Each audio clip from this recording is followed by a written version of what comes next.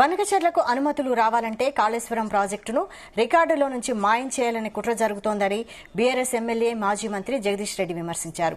చంద్రబాబు కుట్రలో భాగంగానే అక్కడి రేవంత్ రెడ్డి మాట్లాడుతున్నారని మండిపడ్డారు. చంద్రబాబు తానా అంటే రేవంత్ తందానా అంటున్నారన్నారు. గోదావరిలో నీళ్లు లేవని చెప్పకుండా కాళేశ్వరం లేదని చెప్పడం అంటే బనకచెర్లకు మద్దతు ప్రకటించడమేనన్నారు. బనకచెర్ల కట్టి తీరుతామని, బనకచెర్లలో ఏదో వృధా జలాలు, సముద్రం పోయే జలాలు మా మీద చెల్లిపోతున్నాయి, మేము వరదలు భరితంగా నీళ్లు వాడుకోమా అని చెప్పేసి మాట్లాడుతున్నాడు చంద్రబాబు నాయుడు.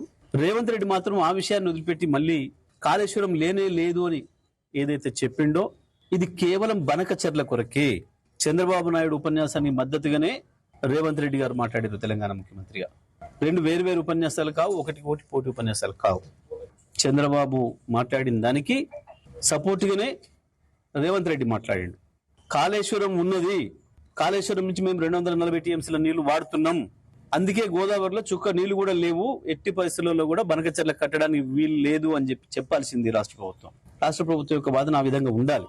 కానీ రేవంత్ రెడ్డి లేనే లేదు కాళేశ్వరం అని మాట్లాడడం అంటేనే చంద్రబాబుకు వంత పలకడము.